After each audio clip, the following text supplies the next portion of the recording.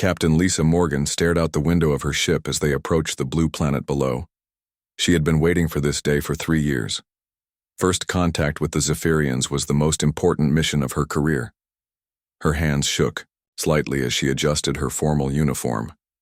Everything had to be perfect. The ship Meridian moved slowly through space toward the planet. Lisa's crew was nervous but excited. Dr. Amy Foster stood beside her, reading from a thick book about Zephyrian culture. Beth Walker sat at the communications desk, checking and rechecking the translation systems. Grace Miller worked on the engines, making sure everything ran smoothly. Kate Adams studied her scientific equipment. Luna Ross prepared the medical bay just in case.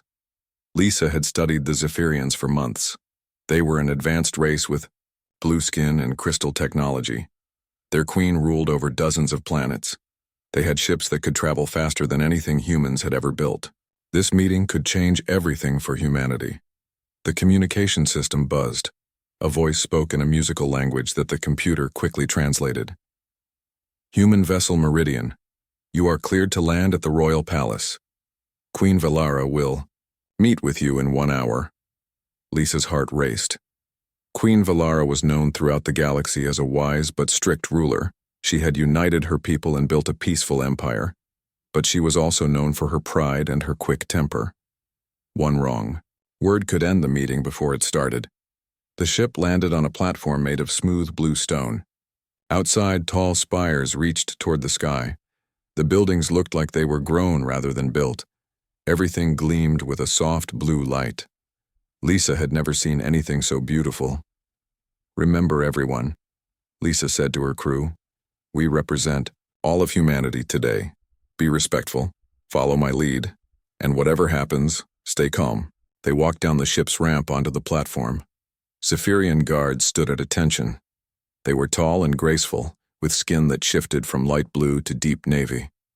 Their eyes were large and silver. They wore armor that seemed to be made from living crystal. A figure approached them.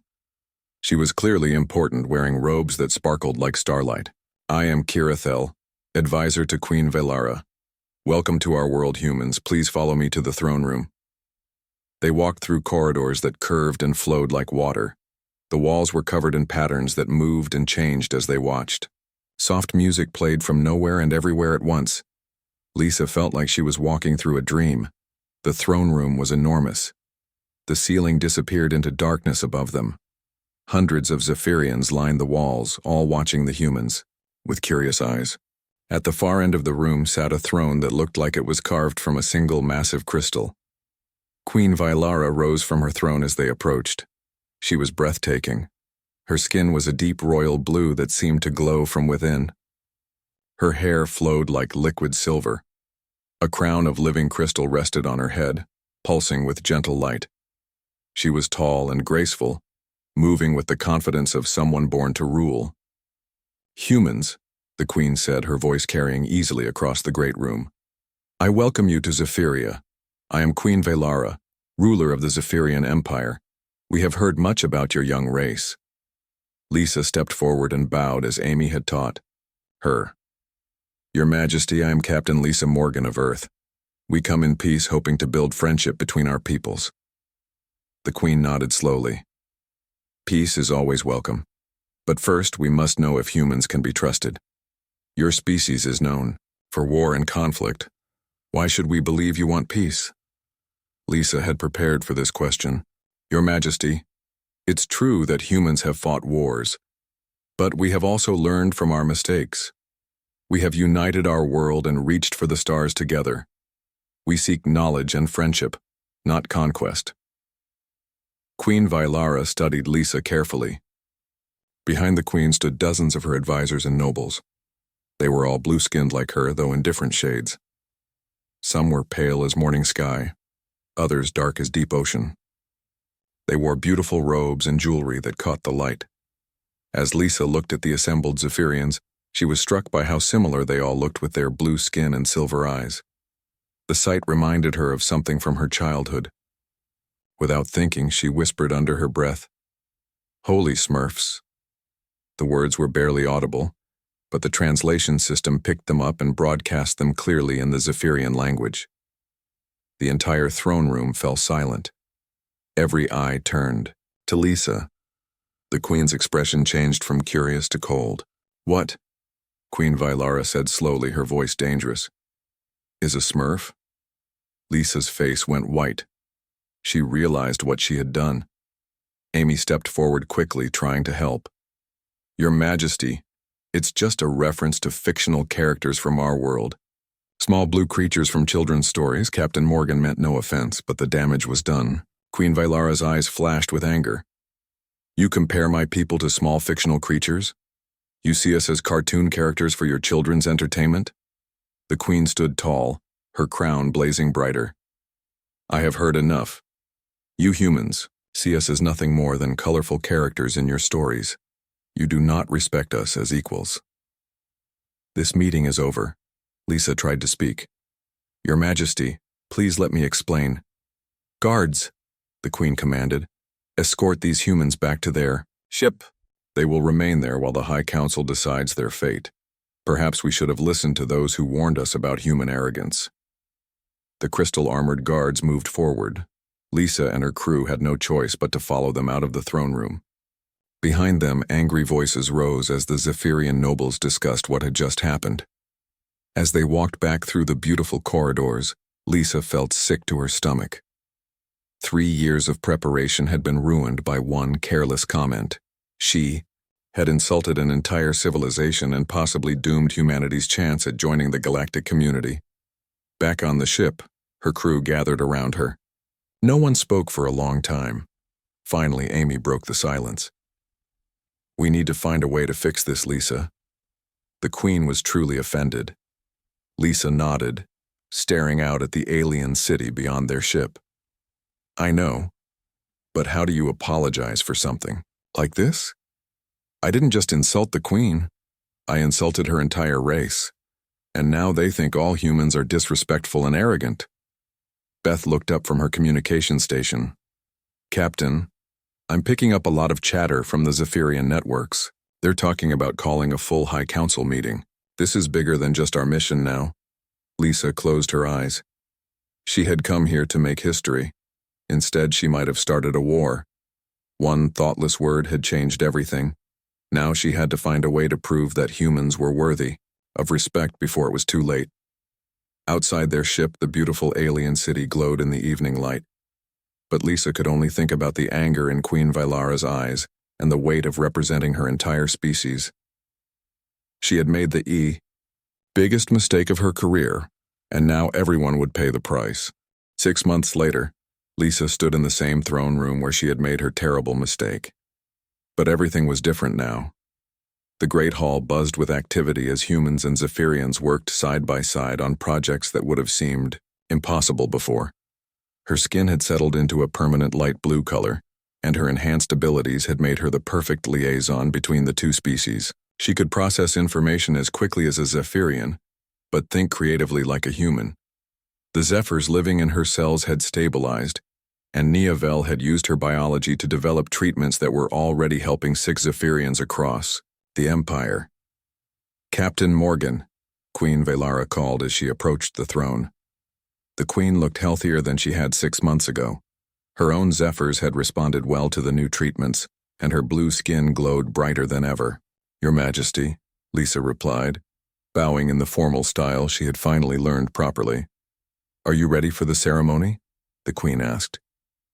"Representatives from 12 different species are arriving to witness the signing of our alliance treaty." Lisa nodded, looking around the throne room that had been prepared for the historic event. Banners showing both the Earth flag and the Zephyrian crystal symbol hung from the ceiling. Translation equipment had been set up to broadcast the ceremony.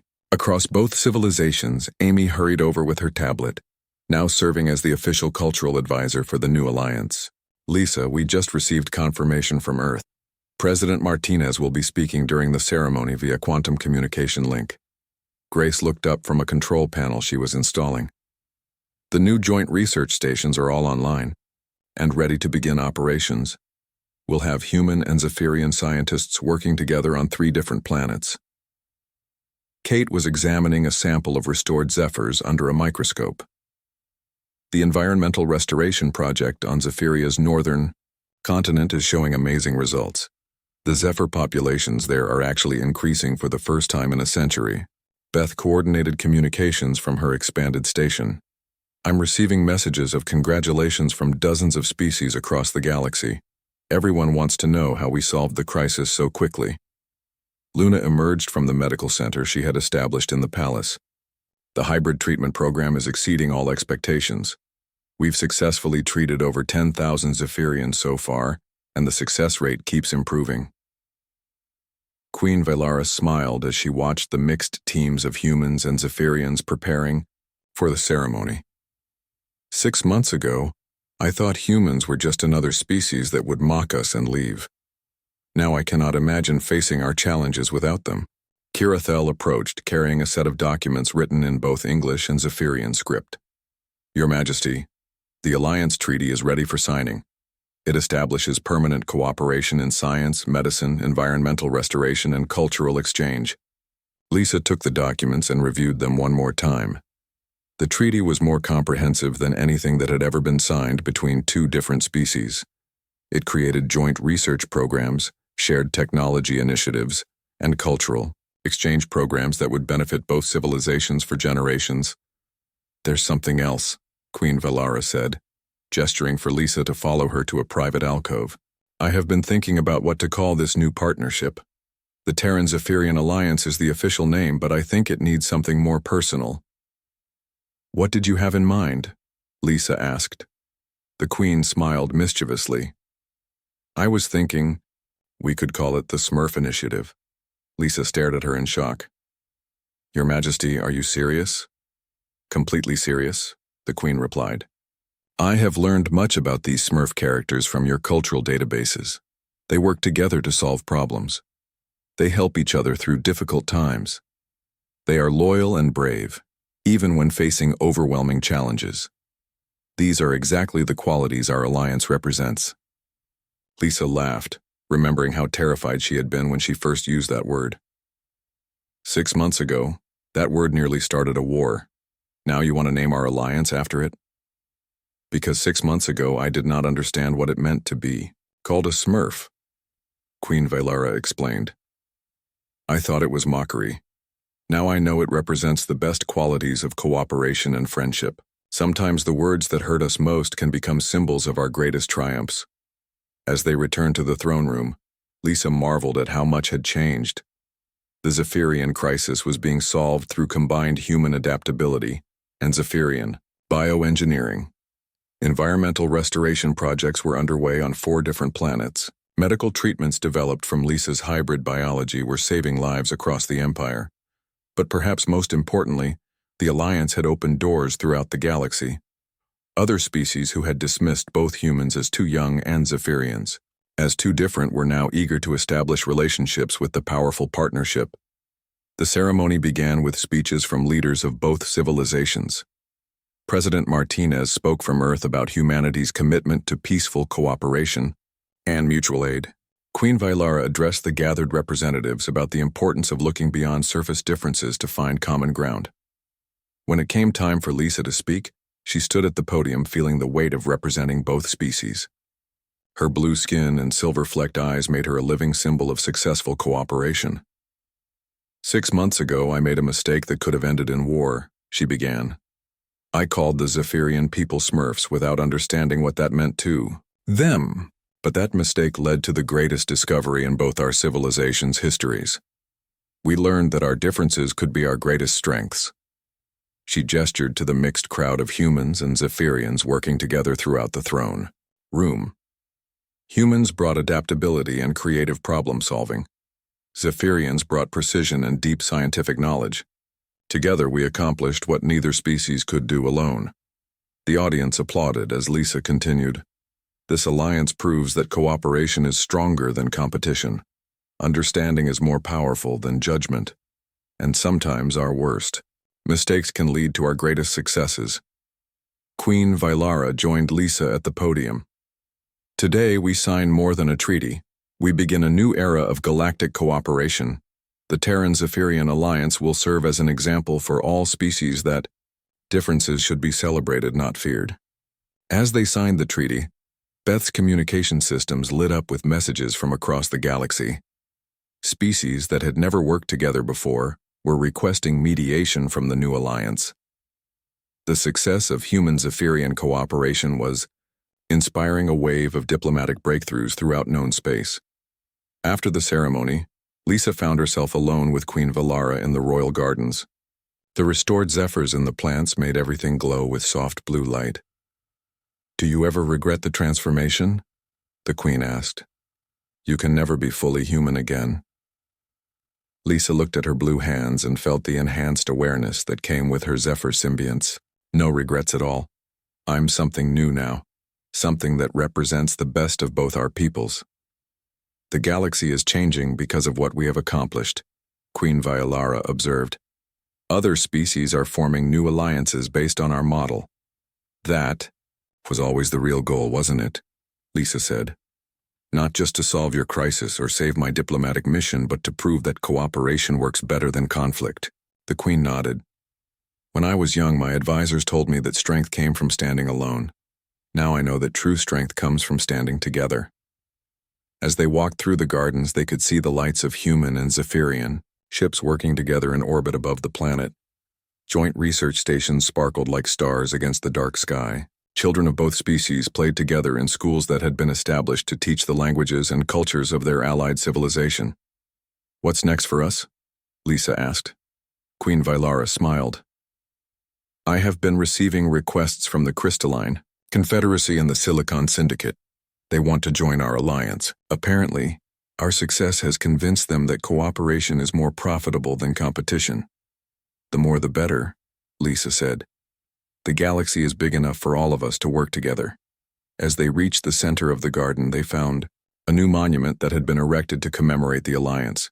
It showed a human and a Zephyrian standing together, looking up at the stars.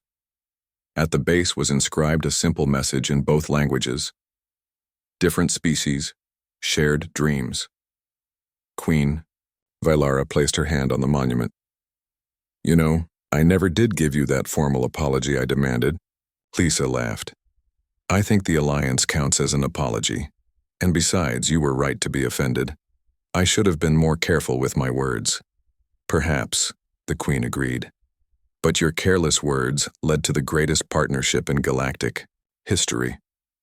Sometimes the best things come from the most unexpected places." As the evening deepened, humans and Zephyrians continued their work together throughout the palace and across the planet. The crisis that had nearly destroyed a civilization had instead become the foundation for a new age of cooperation. Lisa looked up at the stars, knowing that humanity was no longer alone in the galaxy. They had found not just allies, but friends. And it had all started with one embarrassing comment about blue cartoon characters. The galaxy would never be the same. And that was exactly how it showed. The bioengineering lab was unlike anything Lisa had ever seen. Walls of living crystal pulsed with soft light, and streams of glowing liquid flowed through transparent tubes that seemed to grow from the floor itself. Niavel, the chief bioengineer, was a tall Zephyrian with deep blue skin and silver hair that moved like it was underwater. "The bonding process has 3 stages, Niavel explained as she prepared the equipment. "First, we must prepare your body to accept the zephyrs. This involves changing your blood chemistry and cellular structure. Many candidates died during this stage." Lisa lay on a table that felt warm and alive beneath her. Sensors attached to her skin monitored every function of her body. Her crew stood nearby, looking worried but trying to stay confident. "The second stage introduces a small number of zephyrs into your system," Niavel continued. "If your body accepts them, they will begin to integrate with your cellular structure. If not, your immune system will attack them, and both you and the zephyrs will die." Amy stepped closer to the table. "What about the third stage?" "If the captain survives the first 2 stages, the zephyrs will attempt to form a permanent bond with her biology. This is when we will learn if human physiology can support our symbionts in ways that ours cannot." Queen Valara entered the lab, followed by Kira Thel and several other advisors. Are you certain you wish to proceed, Captain? Morgan? Once we begin, we cannot stop the process. Lisa looked at her crew and then at the Queen. I'm ready, Your Majesty. The first stage began with injections that burned like fire in Lisa's veins. Her body temperature rose and her heart rate increased dramatically. Luna monitored her vital signs while the Zephyrian medical team watched their own instruments. Her cellular structure is changing faster than expected, Niavel reported. Human biology appears to be more adaptable than we anticipated. Hours passed. Lisa drifted in and out of consciousness as her body fought to adapt to the chemical changes. In her dreams, she saw blue oceans and silver skies. She felt connected to something vast and ancient, something that sang with the voices of millions of tiny organisms. When she woke, her skin had a faint blue tint. The Zephyrians in the room looked amazed. Impossible, whispered one of the Queen's advisors. She survived the first stage with minimal trauma. Niavel began preparing for the second stage. We will now introduce the Zephyrs. Captain, you may feel strange sensations as they enter your system. Try to remain calm and let your body accept them. A tank of glowing blue liquid was connected to the tubes leading to Lisa's body. As the Zephyrs entered her bloodstream, she felt a tingling sensation that spread from her chest to her limbs. Her vision became sharper and she could sense energy patterns in the room that she had never noticed before. Amazing, Kate whispered, watching the readings on her scientific equipment. Lisa, your energy output has increased by 30%. But something was wrong. Lisa's body temperature began to spike again and her breathing became labored. The Zephyrs were fighting with her immune system. The human immune response is too strong, Niavel said urgently. The Zephyrs cannot establish themselves. Luna rushed to Lisa's side with her medical equipment. Her white blood cell count is through the roof. Her body is treating the Zephyrs as an infection. Queen Vylara moved closer to the table. Can you stop the process? Not without killing both the captain and the Zephyrs, Niavel replied. We must wait and see if her body can adapt. Lisa felt like she was being torn apart from the inside. Part of her wanted to fight the foreign organisms, but part of her recognized them as something beneficial. She forced herself to relax, to accept rather than resist. Lisa, Amy said softly, remember what we learned about adaptation. Let your body find its own balance. Slowly, the conflict began to ease. Lisa's immune system stopped attacking the Zephyrs as aggressively, and the tiny organisms began to find places where they could survive in her human biology. The inflammation is decreasing, Luna reported. Her body is learning to accept them. Remarkable, Kirithel breathed. I have never seen a non-Zephyrian survive this stage. But they weren't finished yet. The third stage was the most dangerous. The Zephyrs had to form permanent bonds with Lisa's cells, creating a true symbiotic relationship. For 3 days, Lisa hovered between life and death.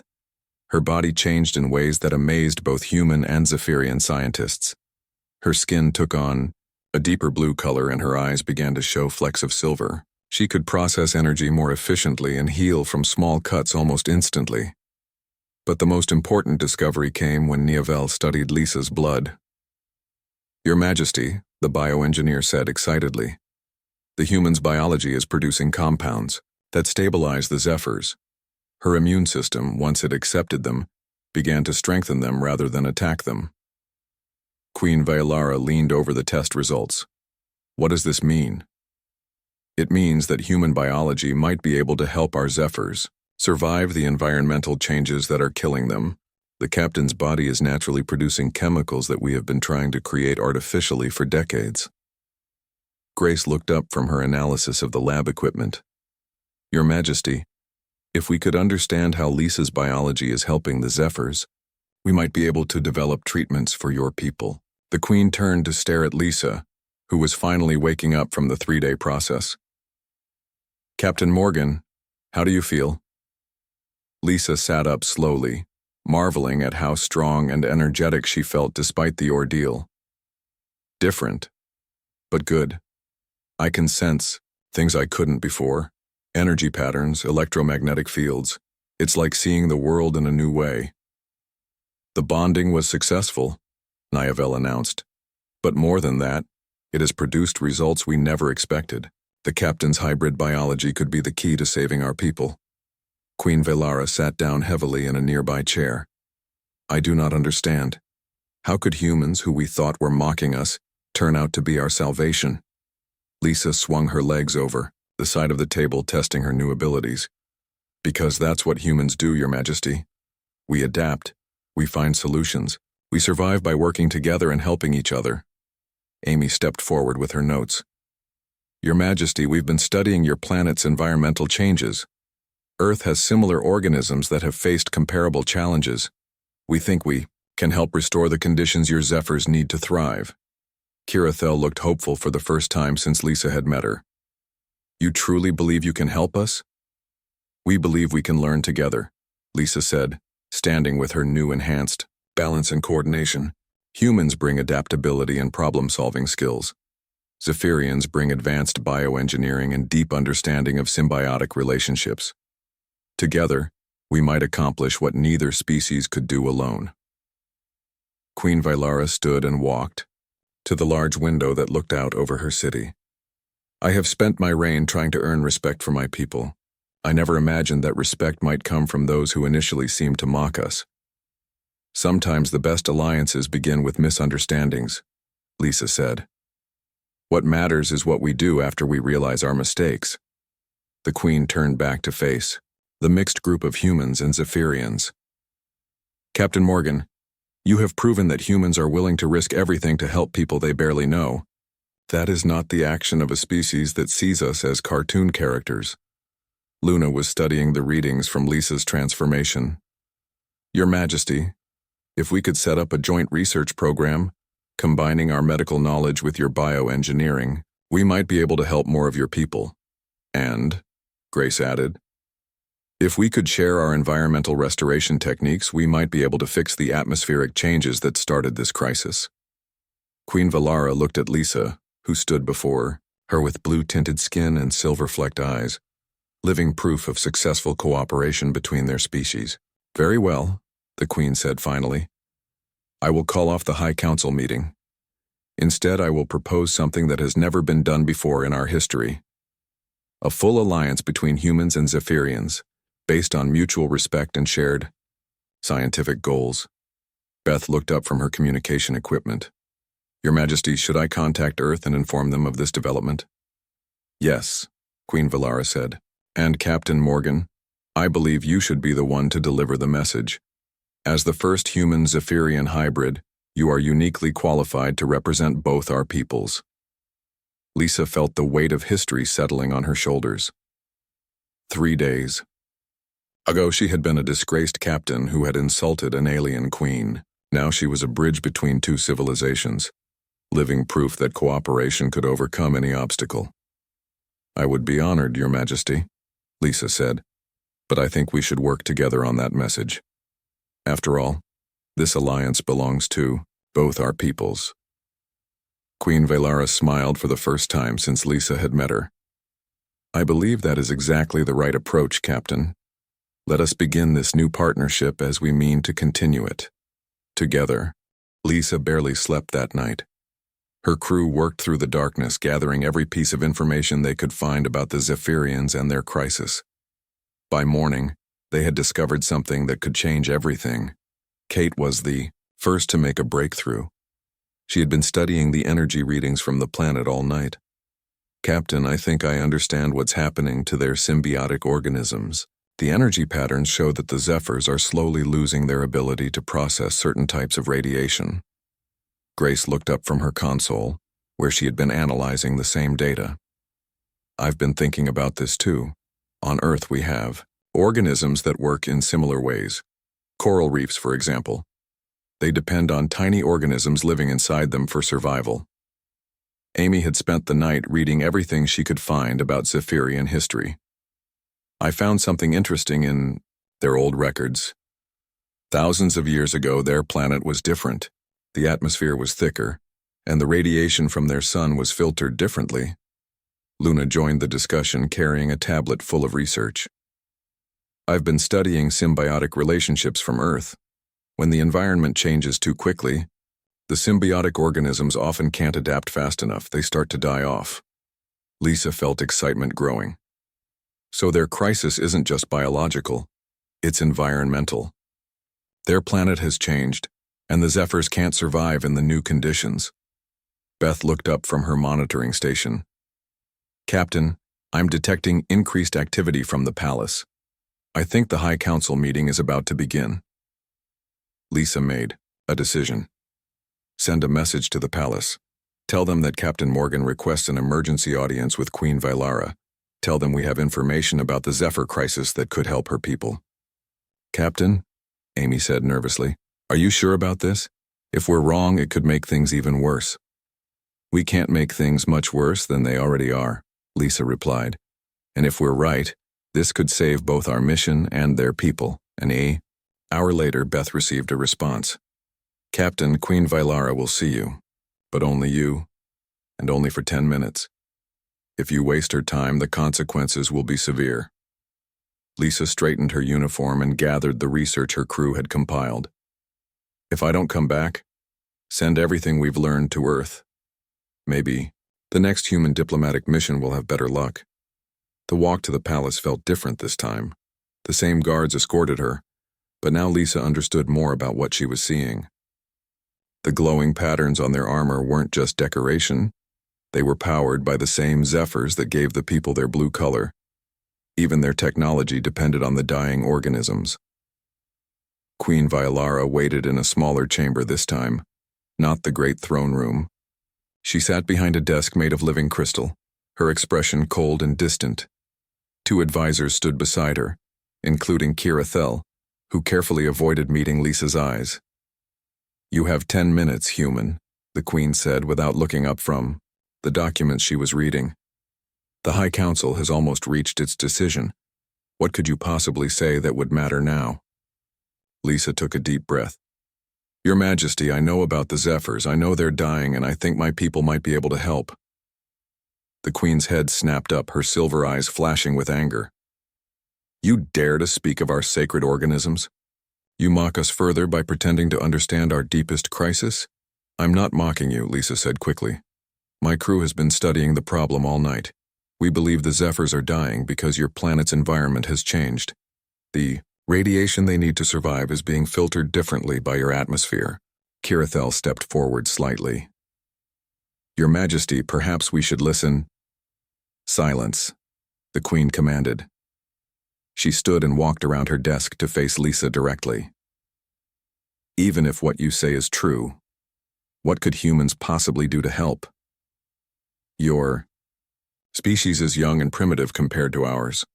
Lisa pulled out her tablet and showed the Queen the data her crew had collected. On Earth, we have organisms that work like your Zephyrs. We've learned how to help them survive when their environment changes. We call it environmental restoration and symbiotic cultivation. The Queen glanced at the tablet but didn't seem impressed. Your data means nothing. Our scientists have studied this problem for 100 years. If we cannot solve it, how could you? Because sometimes an outside perspective can see solutions that aren't obvious to those close to the problem. Lisa explained. Human scientists are good at adapting to new situations. It's one of our strengths. We've had to learn quickly because our planet has changed many times throughout our history. Queen Vylara turned away. Even if I believed you could help, why would you? You have already shown what you think of my people. Why would you care if the Zephyrs die? Lisa felt her heart pounding. This was her only chance. Because when I called you Smurfs, I was wrong. Not just because it was rude, but because I wasn't seeing who you really are. Smurfs are simple cartoon characters. But you're not simple. At all. You're a complex people facing a real crisis. You're fighting to save not just your appearance, but your entire way of life. The Queen stopped moving, but didn't turn around. Lisa continued. I spent all night learning about your people, about how other species have mocked you, about how you've built a peaceful empire despite that mockery, about how you've tried to earn respect while your life force slowly dies. That's not simple. That's the most complex and brave thing I've ever heard. Slowly, Queen Vylara turned back to face Lisa. You believe you understand us now? I believe I understand that I don't understand you well enough yet. Lisa said honestly. But I want to learn, and I want to help. Not because I feel guilty about what I said, but because helping people solve problems is what humans do best. Indeed. Queen studied Lisa's face for a long moment. Even if I believed your intentions are good, how could you prove that humans can actually help us? Lisa had been hoping the Queen would ask that question. Let me undergo the Zephyr bonding process. The room fell silent. Kirathel gasped. The other advisor stepped back in shock. That is impossible, Queen Valara said. The bonding process is sacred to our people, and it is dangerous for those not born to it. Non-Zephyrians who attempt bonding usually die. But some survive? Lisa asked. Very few, and those who do survive are changed forever. The Zephyrs become part of them. They can never return to their original form. Lisa nodded. I understand. But if I survive the bonding, and if my human biology can handle the Zephyrs differently than yours, we might learn something that could help your people. My body might react to the environmental changes in ways that yours cannot. Kirathel spoke up nervously. Your Majesty, it has been tried before with other species. None survived. But none of those species were human, Lisa pointed out. Humans are known for their adaptability. We might be different. Queen Valara walked back to her desk and sat down heavily. You would risk your life to prove that humans want to help us? Yes, Lisa said without hesitation, because that's the only way to show you that we see you as equals. Words aren't enough anymore. I have to prove it with actions. The Queen looked at her advisors, then back at Lisa. The bonding process is complex. It requires our best bioengineers and several days of preparation. Even then, the chances of survival are very small. I understand the risks, Lisa said. But I also understand that if we don't try something different, your people will continue to suffer. And humans will be banned from your space forever. Both our species will lose the chance to learn from each other. Queen Valara was quiet for a long time. Finally, she spoke. If you truly wish to attempt this, I will allow it.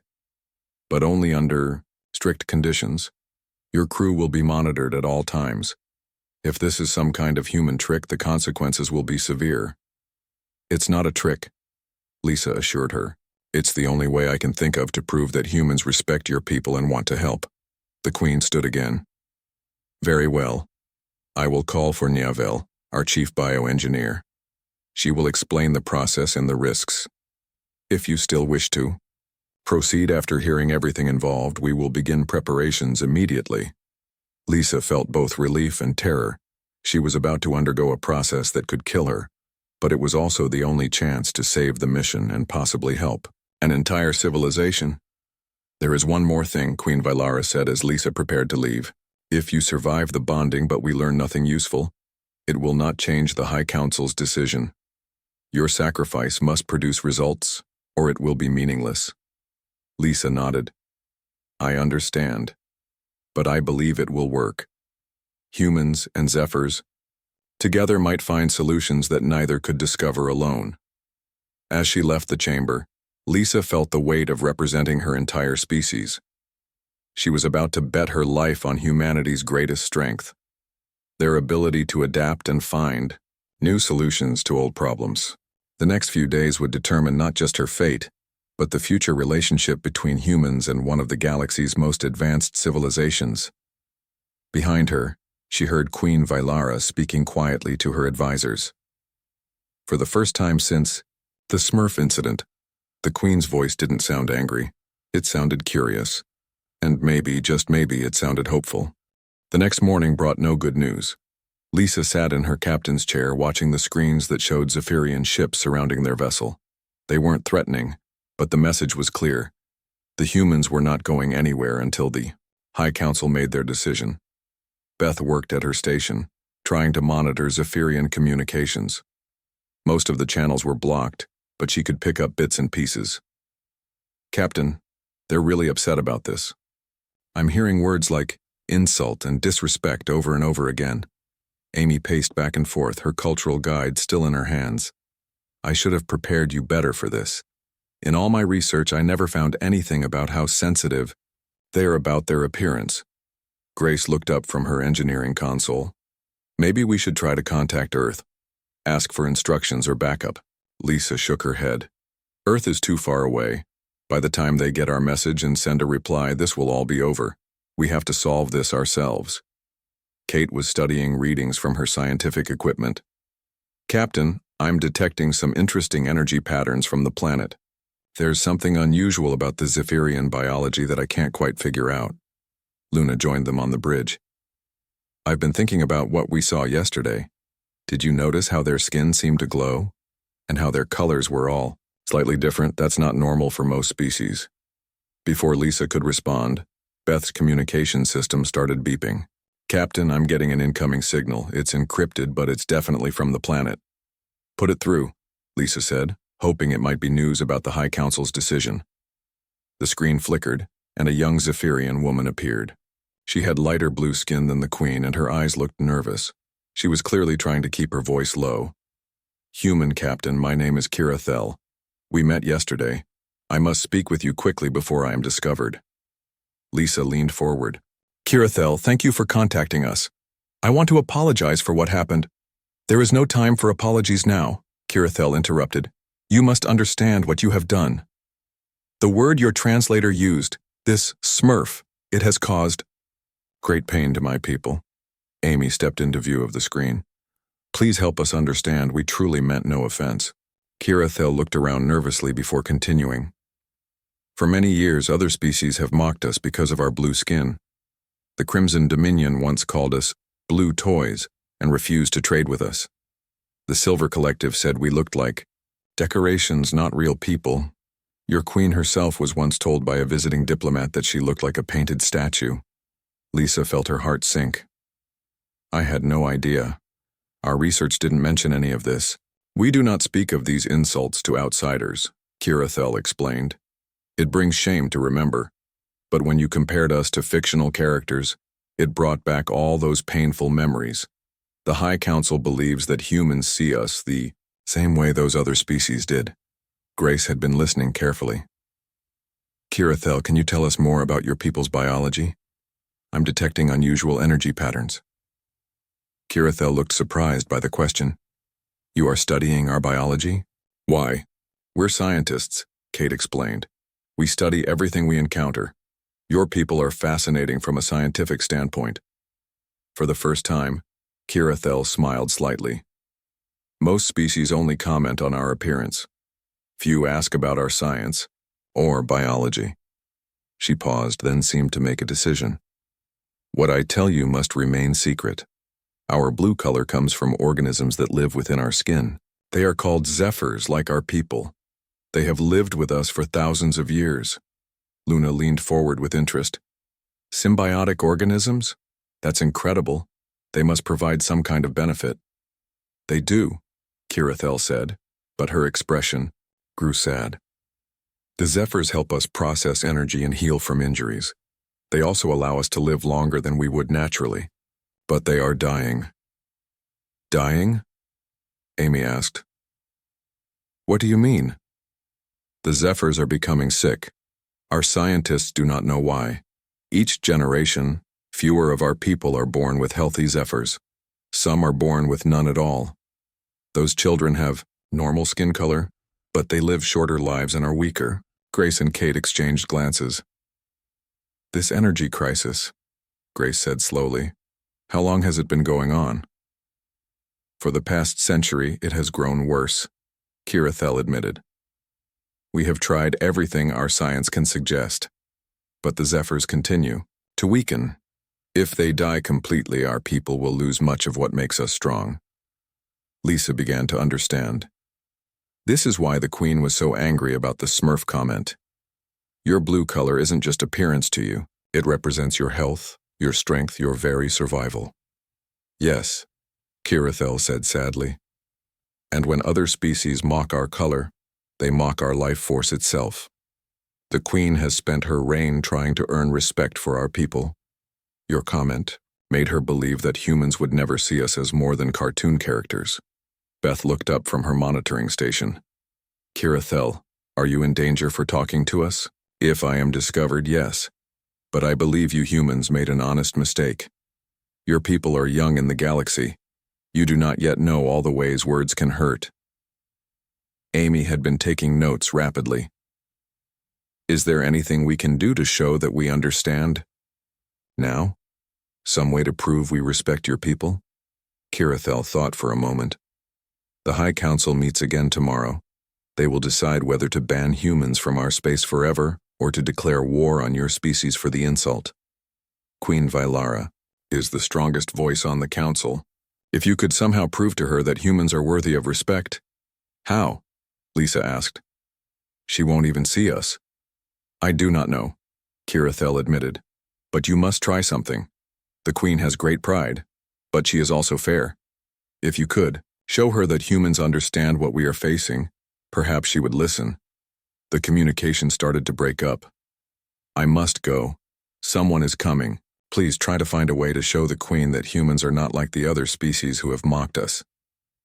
The screen went dark, leaving the human crew staring at each other in silence. Grace was the first to speak. A symbiotic organism crisis. That's why I was detecting unusual energy patterns. Their biology is failing. Kate nodded. And we just insulted them about the very thing that's killing them. No wonder the Queen was so angry. Amy closed her cultural guide with a snap. This changes everything. We're not just dealing with a diplomatic insult anymore. We're dealing with a people who are fighting for their survival. Lisa stood up and walked to the window that looked out over the alien city. In the distance, she could see the spires of the royal palace. Somewhere in there, Queen Vylara was deciding the fate of humanity's first contact with an alien civilization.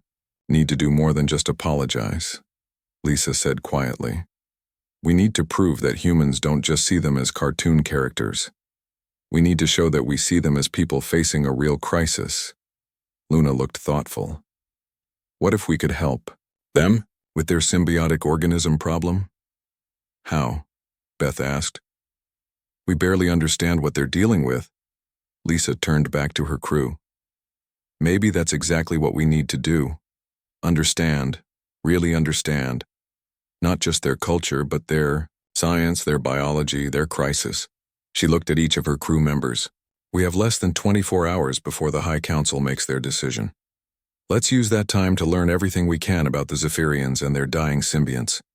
If we're going to save this mission, we need to prove that humans are the kind of species who help solve problems, not mock them. Grace cracked her knuckles. I'll start analyzing those energy patterns more carefully. Kate pulled up her biological scanning equipment. I'll see what I can learn about symbiotic relationships. Amy opened her guide again. I'll dig deeper into their cultural history. Luna began reviewing her medical databases. I'll research similar cases from Earth's biology. Beth returned to her communication station. And I'll keep monitoring their networks. Maybe I can learn more about this crisis. Lisa nodded, feeling a small spark of hope for the first time since the disaster in the throne room. They might have made a terrible mistake, but they still had a chance to fix it. The question was whether they could learn enough in time to change Queen Vylara's mind about humanity.